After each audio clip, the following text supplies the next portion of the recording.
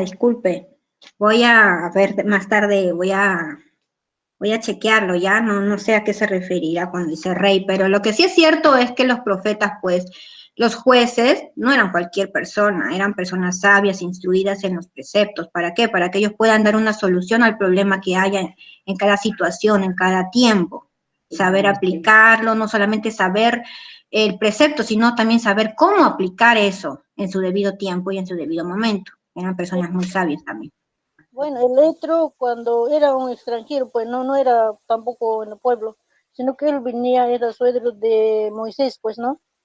Él por eso que el Moisés encargaba, pues, ¿no? Con todo con pueblo, pues, ¿no? Con todo pueblo israelita, que claro, él es profeta, pero no sé en qué sentido Etro estaba investigando a Moisés, que Moisés estaba sentando, dice, con el pueblo como rey, ¿no? Como profeta, dijo así.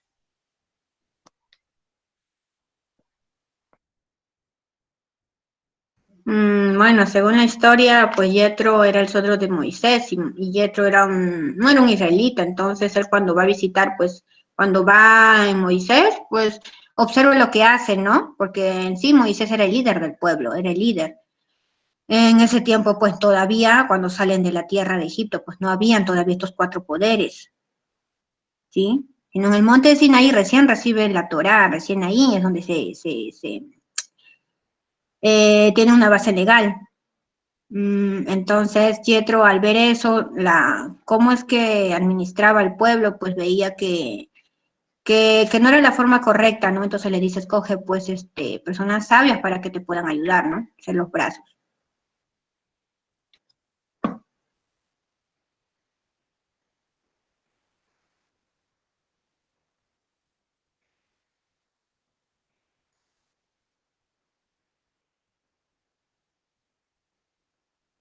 Ya, hermana, vamos a continuar, ¿ya?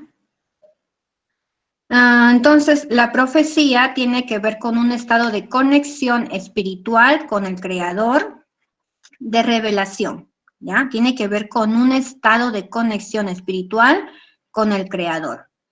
Desde Génesis hasta el último libro para ellos considerados Tanaj, ¿no? Para los judíos, pues ellos a la Biblia no le llaman Biblia, le llaman Tanaj. Y para ellos tienen una manera distinta de clasificar sus libros. Nosotros acá en el occidente, pues se clasifica según el canon, se clasifica pues como el Pentateuco, libros históricos, libros proféticos, libros poéticos, pero ellos no lo clasifican así, tienen otra manera de clasificación de sus libros, ¿ya? Según nuestra clasificación acá en Occidente, el último libro, según la Biblia, o según el canon, pues el último libro es Malaquías, con el último profeta, ¿ya? El Pentateuco, a ver, ¿cómo espero que me entiendan? A ver,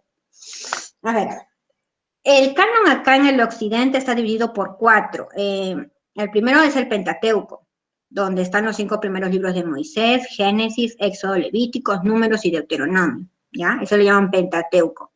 Después de eso vienen los libros históricos, donde habla desde Josué, a ver, desde Josué hasta Esther, si no me equivoco, un ratito.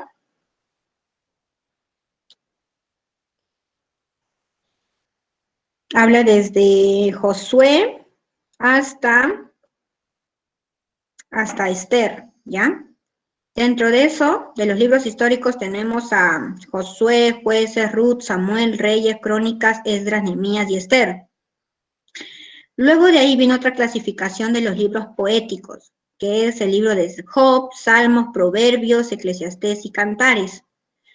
Y la otra clasificación, la cuarta, es los libros proféticos, ¿ya? Ahí tenemos a Isaías hasta Malaquías. Dentro de esa clasificación de Isaías hasta Malaquías, a ver, todos saquen su Biblia y observen el índice, ¿ya? Observen el índice y miren desde Génesis hasta Deuteronomio.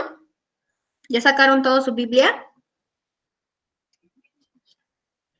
Váyanse a la parte del índice, donde están todos los libros, ¿ya?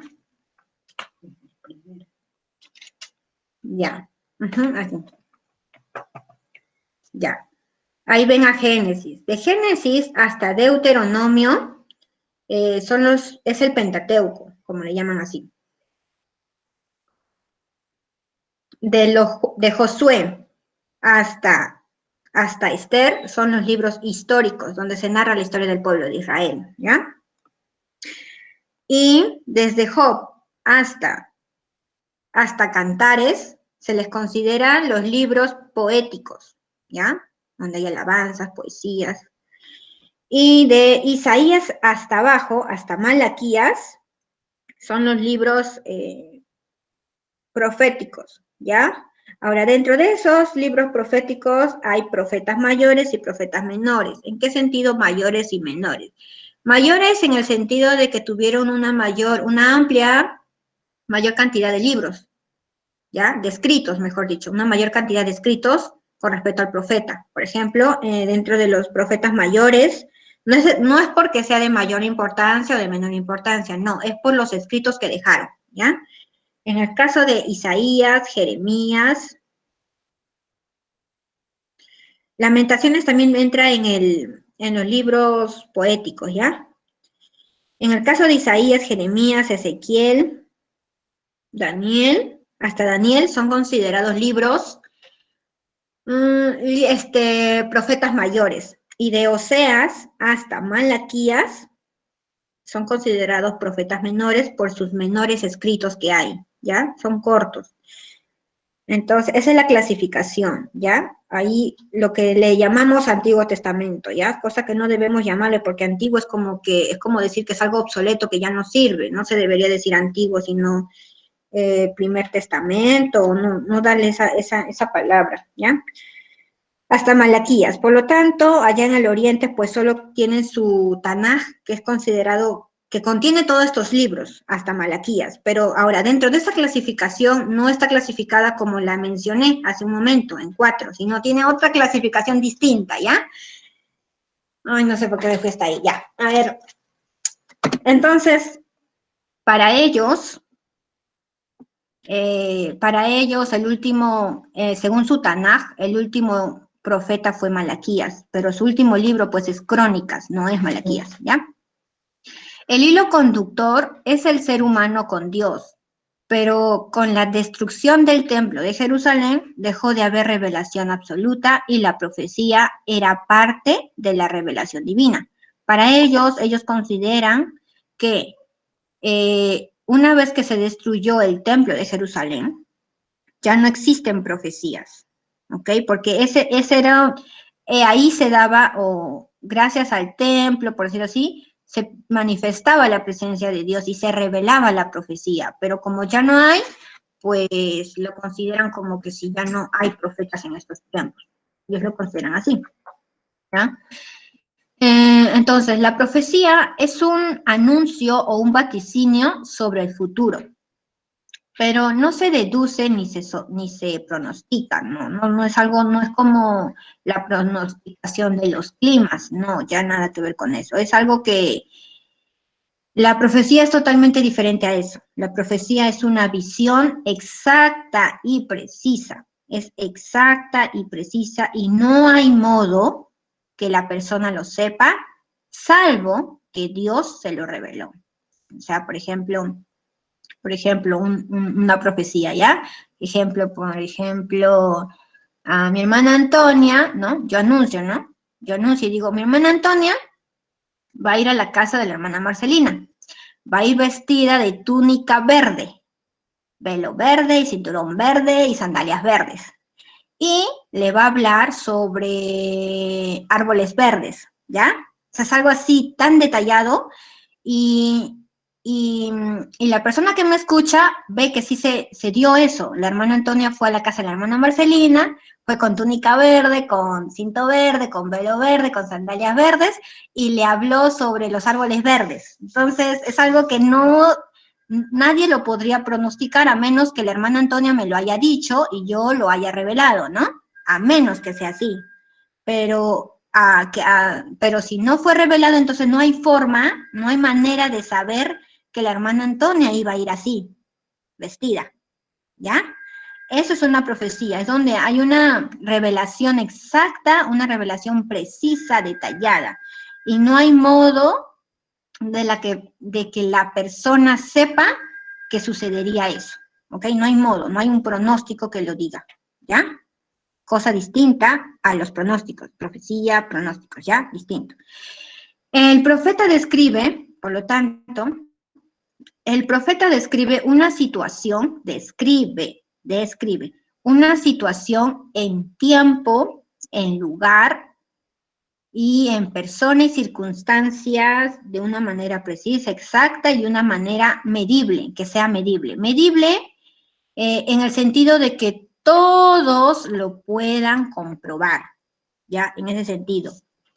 El tipo de contenido de la profecía era inobjetable, o sea que no se podía discutir y no se podía oponer. ¿Por qué? Porque era algo comprobable, que se podía comprobar. Era tal la descripción de los detalles que esa profecía contenía, que todos podían comprobar. No era algo oculto o ambiguo. Y no era como el pronóstico del clima, ya que eso es fruto de un conocimiento humano, ¿ya? La profecía quiere decir que yo veo el futuro y describo situaciones que se comprueban donde todos lo ven, de tal forma que no había modo que yo sepa eso, sino es porque Dios me lo reveló, ¿ok? Entonces, la revelación de la profecía era comprobable. Si no era así, entonces no era un profeta y merecía la pena de muerte. O sea, que en esos tiempos ser profeta o decirse profeta no era un juego, no era un chiste, no era una broma, era algo muy serio, que si no se cumplía la profecía que decía, entonces lo mataban, pena de muerte. ¿Ya? Ahora vamos a ver. Entonces, por ejemplo, Elías, ¿no? Decía, mañana no va a llover y entonces van a morir todos. Y literalmente morían las personas de hambre en ese tiempo, ¿no? Y así podemos ver muchos textos. En esta oportunidad no les he puesto textos, ¿ya? Pero van a ver, analicen, lean los libros de los profetas y van a ver ahí que sí, lo que decía realmente se cumplía. ¿Ya? Vamos a ver también si todas las profecías se cumplieron o no se cumplieron más adelante, ¿ya? Entonces, según ellos, según la sabiduría judía, pues con la muerte del último profeta, Malaquías, hace 2320 años aproximadamente, marcó el corte de la profecía. A partir de ello, los sabios mencionan que se terminó la época de los profetas, ¿ya? Ahora, eso es lo que ellos mencionan. Ahora, no quiere decir que yo también lo asuma, sino que hay que conocer cómo piensan para poder entenderlos también, ¿ya? A partir de ello, los sabios mencionan que se terminó la época de los profetas. Y una vez que se termina ahí la época de los profetas con la destrucción del templo y el último profeta en ese tiempo, con el templo, pues se apagó o se cortó la profecía. Y a partir de ahí inicia el auge o la época de los sabios. Claro que habían sabios antes, ¿no? Conjunto con los profetas.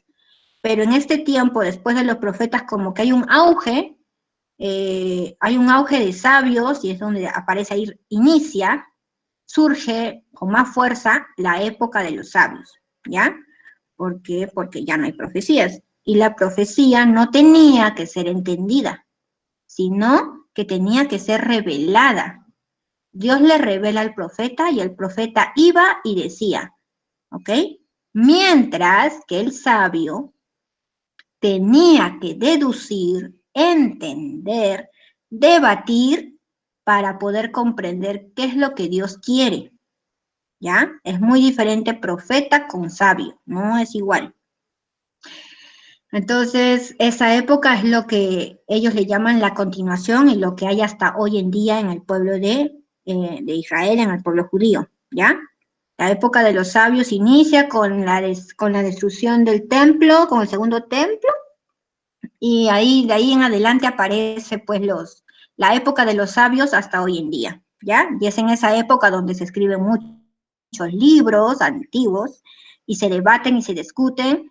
¿Por qué? ¿Por qué hay tantas opiniones dentro del pueblo judío? Pues porque no hay un profeta que les diga así, así, así es, sino que ellos tienen que deducir, entender, debatir, comprender por qué dijo tal esto así, por qué dijo esto. Entonces vamos a encontrar muchos debates, muchas opiniones, ¿ya? Y esa es la época de los sabios, ¿sí? Ahí pues en ese tiempo se escribe la Mishnah, el Talmud, la Gemara y muchos otros libros interesantes. Ya, ahora, por eso, ¿hasta ahí alguna pregunta, hermanos? Vamos a poner un himno ya, para respirar un poco, relajarnos un ratito, asimilar un poco toda esta información, ¿ya? A ver un ratito.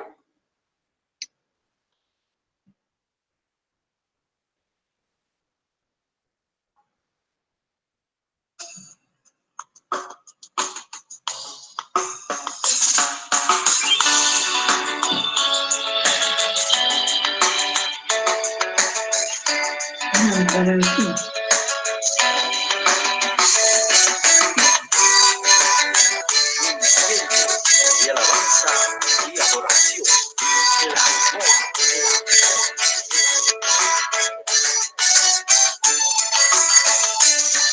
Andaba mucho tiempo sin rumbo y sin luz.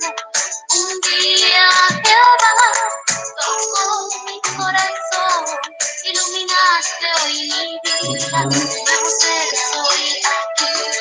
Confundido estuve, tú llegaste por mí, quererte hasta el fin.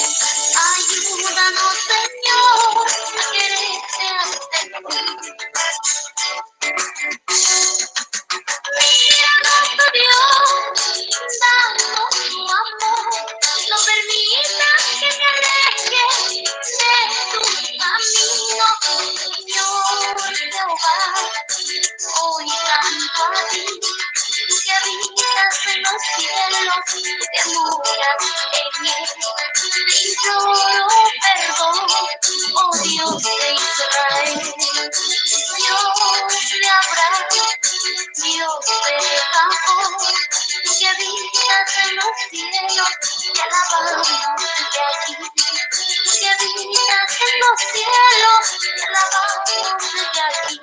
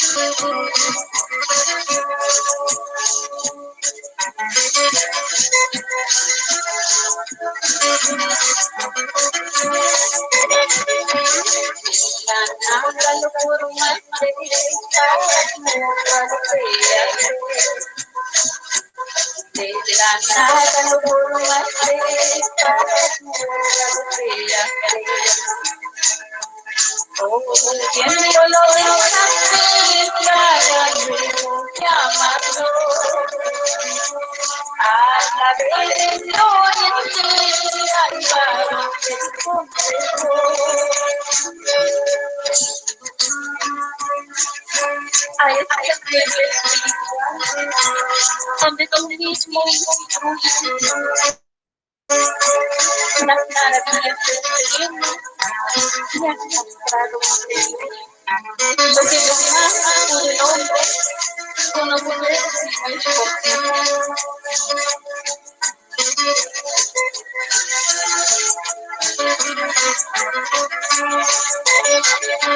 ay, te puedo decir igual como tú.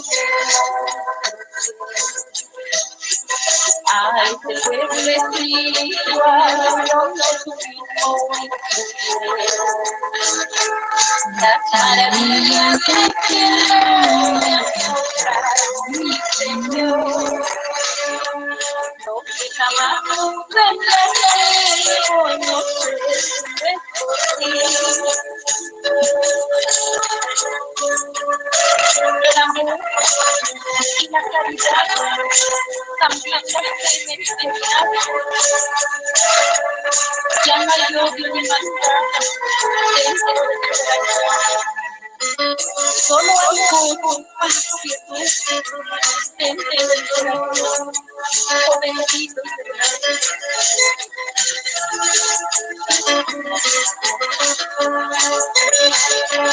el amor y la caridad cantan el amor y la caridad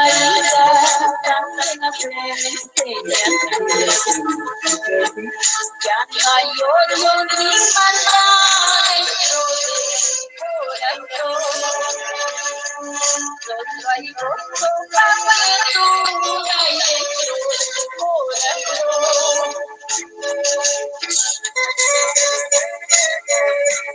Son tus hermanos del tiempo.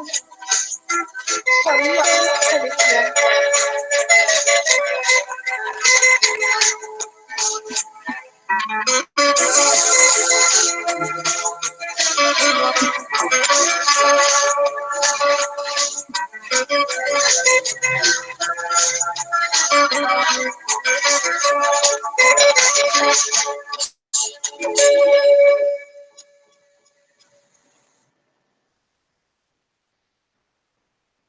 Ya, hermanos, ok, continuamos.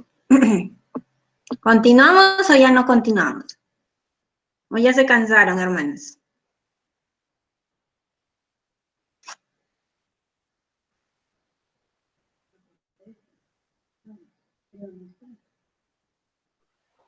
Continuamos, hermana.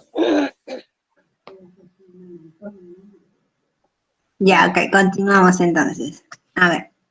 Entonces, como mencionaba anteriormente, Hermana, ¿sí? discúlpeme, ¿me puedes nuevamente explicarme de los libros? Solamente son referencias, nada más. En ese tiempo, ¿no? En la que aparece, se termina la época de los sabios y aparece la época, perdón, se termina la época de los profetas y a partir del último profeta que es Malaquías, según sus escritos, y con la destrucción del templo, pues desaparece la profecía, porque la profecía era una revelación divina, no era que el hombre podía obtenerlo así por obtener, no, sino que dependía de la voluntad de Dios, ¿ya? Ahora, a partir de que termina todo eso, aparece la época de los sabios hasta hoy en día. Y es ahí, durante esa época, que se escriben bastantes libros, muchos libros diría, donde ellos comienzan a debatir, comienzan a deducir conceptos o interpretaciones de las escrituras, ¿ya? ¿Por qué? ¿Por qué comienzan a deducir cosas que no estaban escritos? Porque ya no había profetas que les diga o les dé, ¿no? ¿Cuál era el mensaje realmente? No había. Entonces, como no había, los sabios comenzaron a deducir, debatir ideas para saber o para comprender qué es lo que quería Dios, ¿ya? Y por eso, a partir de esa época, comienzan a escribirse libros, como el Talmud, la Gemara, la Mishnah, el Zohar, tantas, en realidad eran, antes de que sean libros, literalmente, eran tradiciones orales que se transmitía de generación en generación, pero por tantas cosas que pasó el pueblo judío de persecuciones, entonces decidieron escribirlo, pero hay ciertas cosas que no se escribieron porque no quería que se malinterpreten y guardaron, o cambiaron ciertas cosas a propósito para que no se diera un mal entendimiento, ¿ok? Y dentro de toda esa gama de esos libros tenemos los más importantes, ¿no? Como el Talmud, la Gemara, el Mishnah y todas esas cosas, ¿ya? A ver.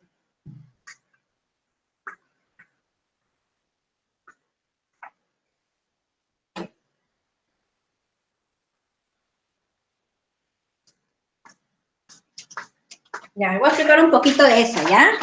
A ver. Sobre los libros que menciona acá el hermano Antonio. Sé que muchos han escuchado sobre estos libros, pero tal vez no saben cuál es el origen de estos libros, ¿no? ¿Quieren saber cómo es la organización? O ya mejor pasamos a la profecía, ¿no? Me mandé los libros. Los libros. Ya, a ver, vamos a ver, ¿ya? Un ratito.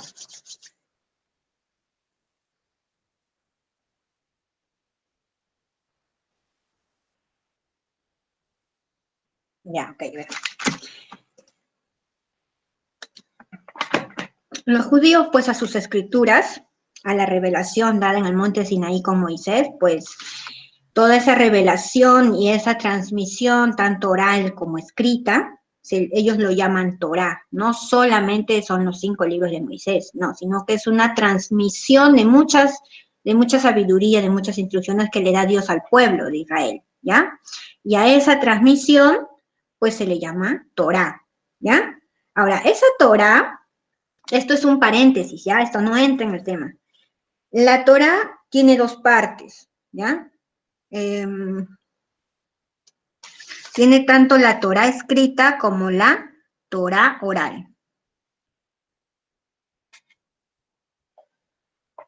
En la parte de la Torá escrita tenemos los escritos que dejó, ¿no? Que Dios le dio en tablas de piedra a Moisés, ¿ya?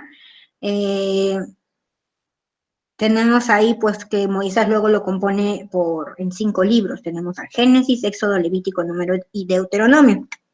A eso le llaman Pentateuco, ya eso es una parte de la Torá escrita, porque después de eso, pues, aparecen los profetas, los libros históricos y todo eso también componen la Torá escrita, ¿ya? Ahora,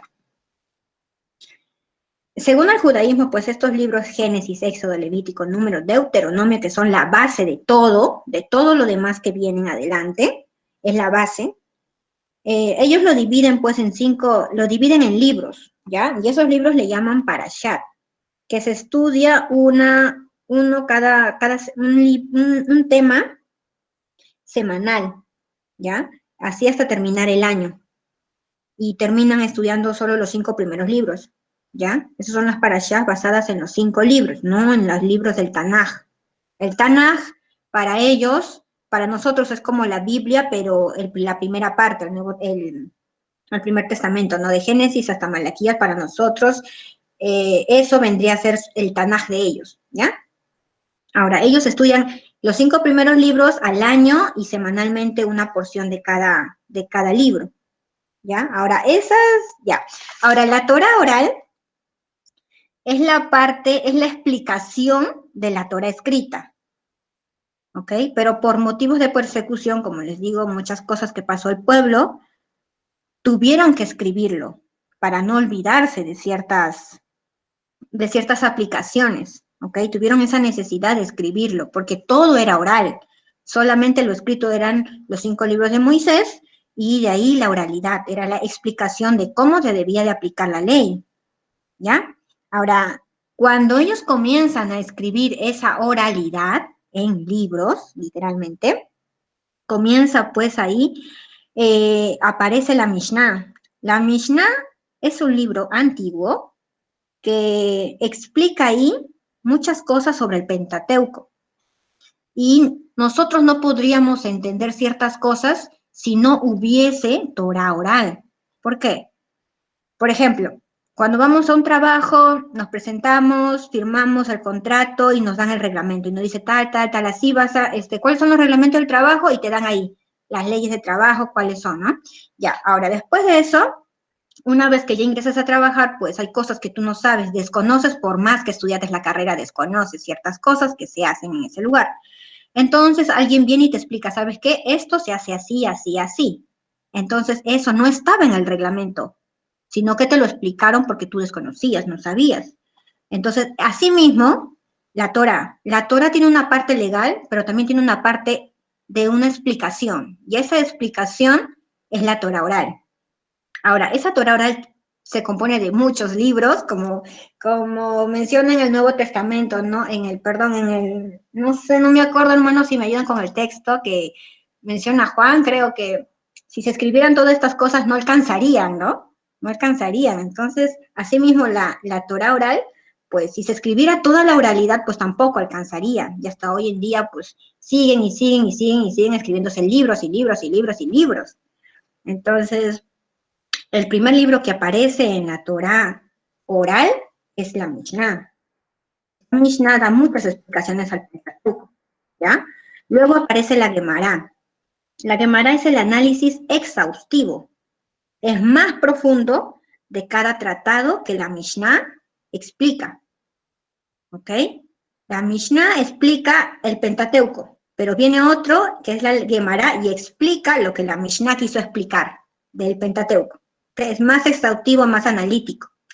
Ahora, al juntar esos dos libros, con el tiempo, se forma el Talmud. El Talmud es la unión de la Mishnah y la Gemara, ¿ya? Y son libros, pues,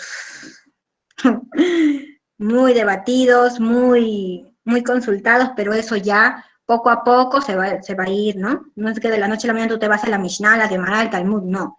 Y tampoco mi propósito es que se vayan a investigar esos libros, no. Primero tenemos que empezar con lo nuestro, que son la ley, los mandamientos, cuántos fundamentos tiene. Ese es el objetivo principal de ahora. No, mi objetivo no es que ustedes vayan y, ay, hay que comprar libros antiguos ya, no, o sea, poco a poco, ¿ya? Solamente es como un conocimiento general nada más, ¿ya? Para saber cómo surgió todos estos libros, ¿ya? Y bueno, pues después del Talmud vienen muchos otros libros, con el tiempo, aparecen sabios, interpretan más cosas, y así se fueron formando. Es por eso que los judíos tienen un montón de libros. Si ven en sus videos, habrán visto alguna vez, pues tienen un montón. Bibliotecas tremendas. Y así, ¿ya? Vamos a continuar, hermanos. A ver. Ya.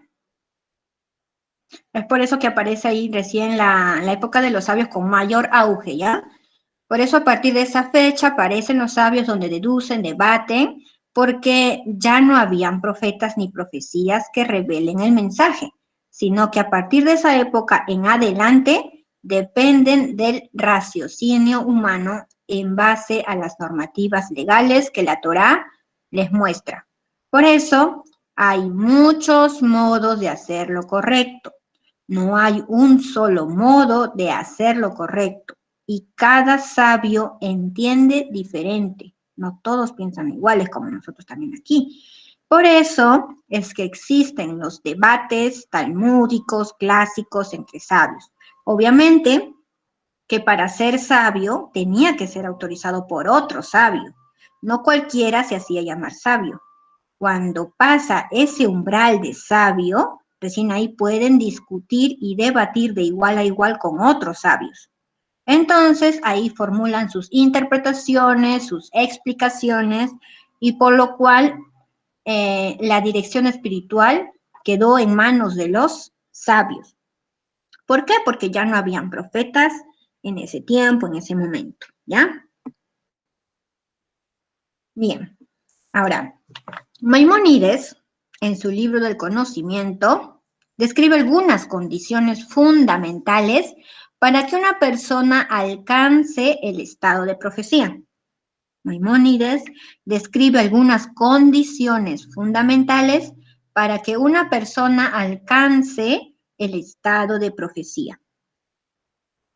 La profecía no puede encontrarse, y dice lo siguiente, ¿ya? Él dice esto: la profecía no puede encontrarse más que en un hombre o mujer de gran sabiduría y de gran fuerza de carácter que jamás se deja dominar por sus malas inclinaciones, sino que él domina constantemente sus instintos y está dotado o dotada de un espíritu de sabiduría amplio y preciso.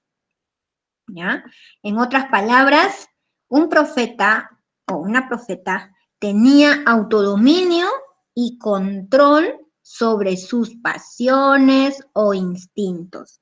No cualquiera podía profetizar ni presentarse como portador de la palabra divina. Lo cierto es que eran seres humanos. Sí, hermanos, eran seres humanos como nosotros, de carne y hueso. Sí, no eran ángeles, son seres humanos. Solo que tenían una gran elevación espiritual, una mayor disciplina, como dice, ¿no? Acá, en el fundamento, dice, dice, para restaurar y edificar al pueblo que espera, pero no espera sentado, no espera en la iglesia, no. Dice que espera en disciplina espiritual y en santidad. ¿Ah? Ellos también se preparaban para que uno sea sabio, uno sea profeta, tenía que prepararse, llevar una preparación. Y claro, con esto, y esto le llevaba pues a una gran elevación espiritual, ¿ya? Ahora, el Talmud, un libro, añade también ciertas condiciones que requeridas para alcanzar la profecía, ¿ya? Maimónides menciona pues que acá tiene que ser una persona fuerte de carácter, una persona muy sabia, que domine sus instintos, y el Talmud añade también que el profeta pues requería de algunas condiciones, como por ejemplo, sabiduría, riqueza, humildad y fuerza o poder en la palabra, ¿ya? Esas son condiciones eran condiciones para asegurar la integridad del profeta, de modo que él esté protegido de toda influencia externa. ¿Ya? Muy bien, ahora, ¿cómo funciona la profecía? Vamos a ver cómo funciona la profecía, ¿ya? Ya hemos hablado sobre la profecía que es, ¿no? Ahora vamos a ver cómo funciona.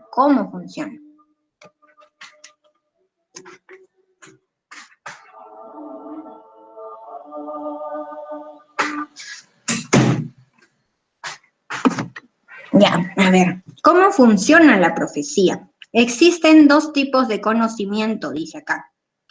Según este sabio italiano Rabbi Moshe Chaim Luzzatto, él menciona que hay dos tipos de conocimiento intelectual. Dice así: el creador proveyó de la sabiduría humana la capacidad de aprender.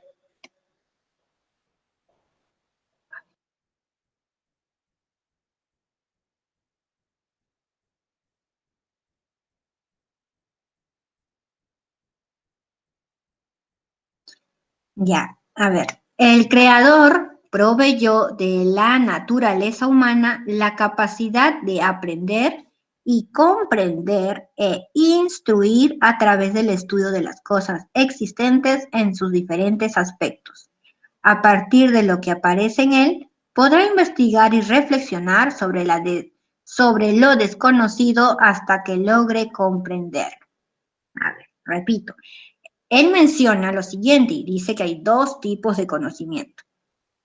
Pero antes de mencionar los dos tipos de conocimiento, hace una introducción y dice: el Creador proveyó de la naturaleza humana la capacidad de aprender. Dios nos proveyó a cada ser humano la capacidad de aprender, de comprender e instruirse a través del estudio de las cosas, a través del estudio de las cosas que existen, y a partir de lo que aparece en él, podrá investigar y reflexionar sobre lo desconocido. ¿Ok? Dios nos dio esa capacidad para comprender, aprender sobre cosas que ya existen y con eso poder reflexionar sobre lo desconocido hasta que logre comprender, ¿ya?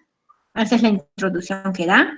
Ahora, los dos tipos de conocimiento que menciona, pues dice que hay dos tipos de conocimiento: el conocimiento adquirido y el conocimiento otorgado, ¿ya? Conocimiento adquirido y el conocimiento otorgado. El conocimiento adquirido, por ejemplo, es lo que aprendemos con la experiencia, ¿no? Día a día. Por ejemplo, un niño que comienza a gatear está aprendiendo a caminar, está aprendiendo por ejemplo, está en el piso, está echado y de repente quiere levantarse, ¿no? Quiere levantarse, entonces toca lo que hay a su alrededor, intenta pararse. Entonces, eso también es un tipo de aprendizaje que él va adquiriendo, ¿ya? Pero eso lo adquiere a través del conocimiento externo, a través de estímulos externos, a través de la experiencia, ¿ya? Ese es un conocimiento adquirido. A través de la experiencia uno va conociendo, adquiriendo ciertos conocimientos, ¿ya? Ahora, el conocimiento otorgado es lo contrario, no es a través de la experiencia, ¿ya? El conocimiento otorgado es un conocimiento mucho más elevado que el anterior. Es una influencia divina del Creador que llega al ser humano. Por medio, o sea, este conocimiento lo da Dios, solo Dios. No hay otra manera de saberlo si no es porque Dios nos lo reveló, ¿ya? Por medio que Dios dispuso para ese fin, en el momento que ese flujo llega al intelecto humano, el hombre obtendrá cierta información en forma clara, sin ninguna duda ni error. Su comprensión será perfecta desde la causa hasta los efectos. Y eso es la profecía. La profecía es un tipo de conocimiento que no depende de la experiencia. Claro que viene anticipado de una gran sabiduría, pero la profecía es un conocimiento otorgado por Dios y por eso se ven las cosas claras, profundas y sin error, ¿ok? Y es por eso que un profeta no podía equivocarse en su profecía. Si se equivocaba, pues no era un profeta, según los sabios, no era un profeta y merecía la pena de muerte, ¿ya? Ahora, ¿cómo llegar a ese nivel tan elevado de profecía? ¿Bien? Dirán, pues algunos, no, ¿qué va a ser? No, pero bueno, acá hay en libros, muchos sabios, uno en especial que menciona cómo sí se podría llegar, ¿no? Es una opinión, como digo, es la época de los sabios, no tienen la verdad revelada absolutamente, pero ahí van, ¿ya? Pero por eso también hay que respetarlo, porque también ha dedicado su tiempo, ¿no? Ya, a ver. Según Rabbi Haim Vital, menciona lo siguiente. ¿Cómo llegar a un nivel tan elevado de profecía? Dice. Él responde y dice, todo consiste en eliminar las barreras opacas que impiden que el flujo divino llegue al alma humana. ¿Cómo llegar a un nivel tan elevado de profecía? Pues es eliminando las barreras opacas que impiden que el influjo divino llegue al alma humana. Ya, ok, muy bien. Ahora, ¿cuáles son esas barreras opacas? Muy bien. Y él mismo explica y dice lo siguiente. Cada transgresión de un precepto divino crea una barrera entre la persona y el Creador e imposibilita tal inspiración divina que se posea en él. O sea, las barreras opacas son cada transgresión que se hace contra los preceptos. Asimismo, si la persona tiene una mala cualidad, no podrá recibir la inspiración, dice. Asimismo, si la persona tiene una mala cualidad, no podrá recibir la inspiración divina. Por lo tanto, la primera condición para que se dé la profecía es el abandono de toda transgresión. Queremos recibir la profecía, entonces hay que abandonar toda transgresión. ¿Ok? Toda transgresión, o sea, todo lo que no se debe hacer debemos dejarlo. ¿Ya? Por ejemplo, no asesinar, no adulterar, no fornicar, no, todo lo que dice no, no, no, esos son lo que no debemos hacer. Y si lo hacemos es una transgresión, ¿ya? Entonces, ¿qué tenemos que hacer? Es abandonar todo tipo de transgresión, pero no es suficiente eso. A la vez que abandonamos las transgresiones, también tenemos que observar al mismo tiempo los preceptos positivos. Por ejemplo, guardar el sábado, todo lo que sí está permitido, eso hay que hacerlo. Y todo lo que no está permitido hay que dejar de hacerlo. O sea, no solamente basta con dejar de hacerlo, sino también hay que hacer lo que está permitido de la mano, ¿ya? Los dos juntos. Todo ser humano tiene un receptáculo de la profecía que es el alma. El alma es el receptáculo de la profecía. Es como si fuera un diamante en bruto y a través de cada malas acciones o transgresiones o malas decisiones de los preceptos que hacemos en contra de los mandamientos que Dios nos dio y la falta de cumplimiento de los preceptos activos positivos, se van a ir acumulando cada hora, cada día, cada semana y cada mes y cada año y cada década, se van a ir acumulando todas esas transgresiones, más, y peor si no cumplimos lo que debemos cumplir y más transgresiones, entonces hacemos que el alma se cubra de capas y capas y capas y capas y capas, hasta que ya llega a transformarse como un carbón. Y eso no permite que la luz de la profecía penetre en la persona, porque está lleno de capas y capas, transgresión tras transgresión, y peor si no cumplimos con los preceptos positivos, no hacemos nada, entonces no hay manera de que llegue la profecía a la persona, ¿ok? Y eso lo podemos aplicar también nosotros, porque, bueno, ya entonces... así menciona y explica este rabino, este sabio. Y entonces pregunta, ¿cómo? Entonces, aparte de esto, de evitar las transgresiones y cumplir con los preceptos positivos y dejar los preceptos negativos, dejarlos, entonces, en resumen, ¿cómo se accede a la profecía? Ya, como hemos dicho en primer lugar, eliminar todas las transgresiones, todas. O sea, dejar de hacer las transgresiones. Y junto a eso hacer todos los preceptos positivos.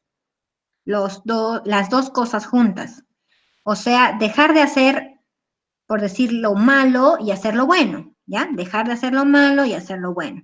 Y eso tiene que ser diario, diario, diario.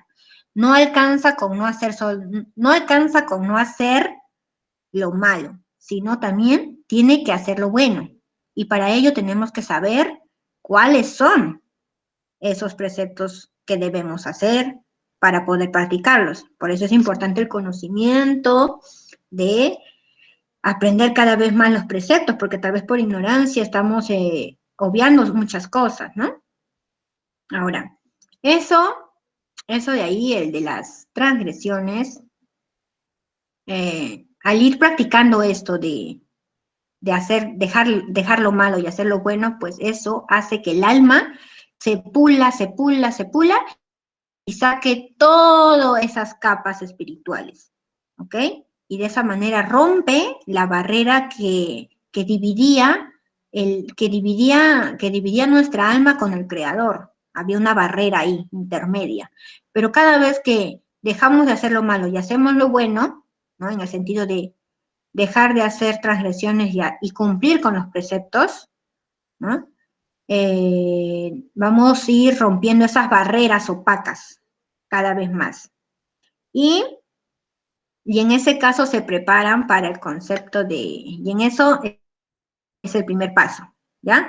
El segundo paso es que, asimismo, debe dejar las malas cualidades negativas, especialmente la del orgullo, porque ¿por qué? Porque por ninguna razón la persona que aspira a la profecía dice que no debería ni siquiera enojarse, pues si hay algo que impide la inspiración divina o profecía es la ira y el enojo. ¿Por qué? Porque la ira y el enojo es el máximo nivel de egoísmo. Cuando una persona está enojada o furiosa, ya que está furiosa y piensa solo en ella nomás o en él nada más, entonces es un nivel de egoísmo, un nivel máximo de egoísmo, la ira y el enojo. Y por lo tanto, el profeta tiene que ser humilde, tiene que vaciar su ego para poder recibir el mensaje divino. Y es por eso que tiene que abandonar tiene que abandonar, acá dice toda mala cualidad. En especial el orgullo, el enojo y la ira, ¿ya? Pero eso es un trabajo, no es de la noche a la mañana, ¿ok? Por eso dice en disciplina espiritual, disciplina, ser constantes, disciplina espiritual. Otro de los, otro de los pasos para llegar a la profecía es que una vez que hace eso, tiene que hacer teshuvah, o sea, regresar al camino, arrepentirse por su pasado, por lo que haya hecho anteriormente, y regresar al camino y volver, ¿no? Volver y evitar, ¿no? Lo que hacía antes. Ya eso vamos a verlo, si Dios lo permite, más adelante, la teshuvah, haber hecho arrepentimiento por su pasado. Es otro de los pasos. Tiene que hacer arrepentimiento. Y hay pasos para el arrepentimiento, ¿ya? Paso 4. Deberá alejarse de la tristeza de su corazón. O sea, un profeta no podía ser triste, no podía ser una persona triste. La profecía no puede alcanzar estando triste, no se puede alcanzar. Estas son algunas de las condiciones que cita Rabbi Haim Vital en uno de sus libros, ¿ya? Así es que, por lo tanto, de aquí podemos sacar que vemos aquí pues a los profetas que no eran hombres cualquiera, eran prohombres, eran personas con virtudes elevadas, eran personas pero muy, muy elevadas espiritualmente, pero eso no creo que haya sido sencillo, habrá requerido mucho esfuerzo, mucha voluntad, mucha dedicación. Así es que, si queremos llegar a ese nivel, hermanos, hermanas, pues hay que prepararnos, Ahora, ¿tienen alguna pregunta hasta ahí, hermanos, hermanas? Si es que tuviesen. No preguntas, no creo, pero no sé, algo. Porque hasta ahí por hoy. Vamos a ver en otra oportunidad otras cosas, pero hasta ahí era, ¿no? Lo que he podido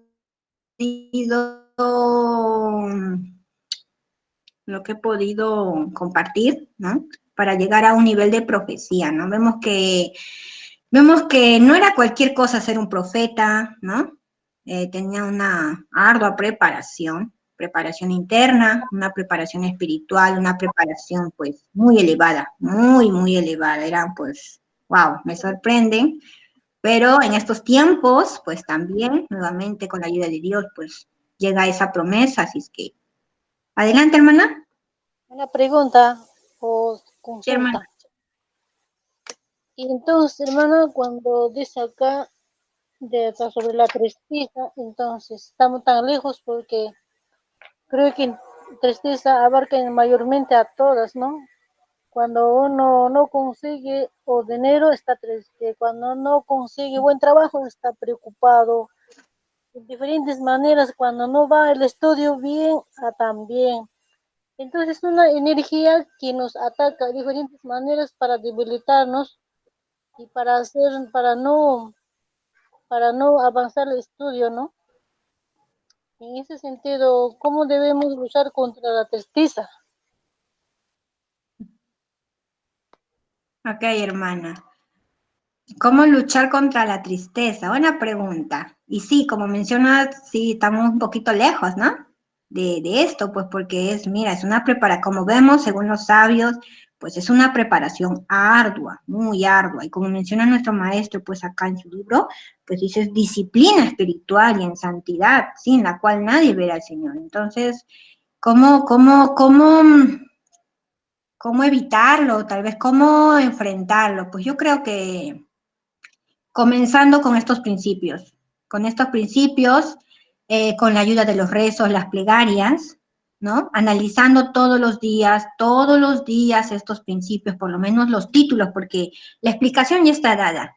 Ahora, lo que ustedes podrían hacer es, lo que yo hago es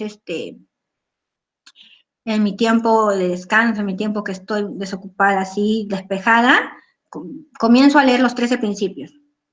Y como ya más o menos entiendo en qué consiste, pues el hecho de leerlo nuevamente me lleva a lo que he ido aprendiendo y eso como que fortalece el alma. Es como un rezo, el hecho de pronunciar estos 13 principios. Incluso hay un rezo de estos 13 principios, pero lo está buscando, pero no lo encuentro, en la que tú lo estás poniendo en constante práctica estos principios de Dios, estos principios de la plegaria, ahora de la profecía. Entonces, mientras más busquemos a Dios, mientras más los conozcamos, pues ya no va a haber esta necesidad de tristeza, angustia, porque sabemos que todo depende de Él, todo está en manos de Él. No es que sucede esto de la casualidad, no, sino que a veces nos desconectamos y como nos desconectamos, pues vienen ahí las angustias, las preocupaciones y muchas cosas, ¿no? Y es por eso que la humanidad está así. ¿Por qué? Porque no reconoce a su creador, no quiere conocerlo, no busca. Entonces, por eso mismo, por esa falta de conocimiento de estos principios y otras cosas más, pues, les lleva a la depresión, a la angustia, porque no saben cuál es su objetivo tal vez, cuál es su misión, no saben ni para qué están acá, ¿no? Entonces eso le causa angustia, el no saber, el no conocer cuál es su misión en este mundo, pero si uno comienza, por eso se está dando estos principios, para que ustedes comiencen a reconocer al Creador, reconocer su grandeza, sus maravillas, su creación, y al conocer esto, pues se llenan de mucha espiritualidad, se llenan de mucha conexión con el Creador. Entonces, esto yo creo que es una medicina para nuestra alma, para nuestro ser que lo necesita. ¿Y cuánto tiempo hemos estado sin conocer realmente, no? Muchas cosas y sometidos al sistema, sometidos a muchas cosas que desconocíamos, que era así. Y al conocer, pues nos libera, ¿no? Nos libera de muchas cosas del sistema y ya conocemos cómo es esto. Entonces, ahora gracias a Dios estamos aquí, ahora nos toca poner en práctica todo eso, no solamente en teoría de que, sí, Dios es el creador, sostenedor, ya, pero no es suficiente de tenerlo en papel eso, sino practicarlo, recitarlo constantemente, recitar, y esa constancia es lo que va a hacer que tu alma nuevamente se fortalezca, y no solamente estos principios, sino todo lo que es la palabra de Dios, es todo eso, como dicen, ¿no? La, la, la palabra de Dios es más viva y eficaz que penetra, ¿no? El alma y parte el tuétano y todas las coyunturas. O sea, no son letras nada más, sino que es la palabra, es espíritu, es vida, es vida. Entonces es lo que nos da vida, es lo que nos da fuerzas para seguir. ¿Y hermana? Lo único que le puedo decir.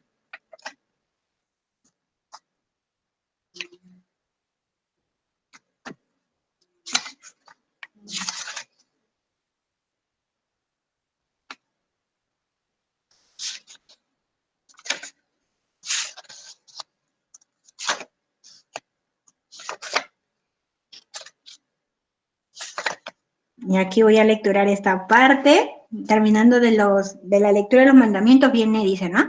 De hoy en adelante, o sea, desde que hemos escuchado y creído, ¿no? De hoy en adelante, el mandamiento de Dios será antorcha y lumbrera, o sea, será luz que alumbrará los ojos del mundo. Wow. De hoy en adelante, el mandamiento de Dios será antorcha y lumbrera que alumbrará los ojos del mundo. Escrito está escrito. En los postreros días saldrá la ley de Jerusalén. La escritura es cumplida. Si alguno viene a vosotros y no trae esta doctrina, no lo recibáis en casa, ni le digáis bienvenido, porque el que dice bienvenido comunica con malas obras. Los que causan disensiones y escándalo contra esta doctrina no sirve a Dios, sino al Dios de sus vientres. Interesante, muy interesante lo que menciona aquí y continúa. Cualquiera que se revela y no persevera en la doctrina de Cristo, conforme a esta regla, no tiene a Dios. El que persevera en la doctrina de Cristo, el tal tiene al Padre y al Hijo. Solamente que con diligencia, esfuerzo y valentía, cuidéis de poner por obra el mandamiento y la ley que mi siervo Moisés te mandó. Muy interesante, hermanos. Ay, bueno. Espero que les haya servido mucho a todos. Ya estaremos continuando más adelante con la parte 2 del principio 6. Gracias a todos por haber estado ahí, conectados. Gracias. Si no tuviesen algo más que decir, bien, hasta aquí mi participación. La gracia de nuestro Señor sea con todos vosotros, hermanos y hermanas.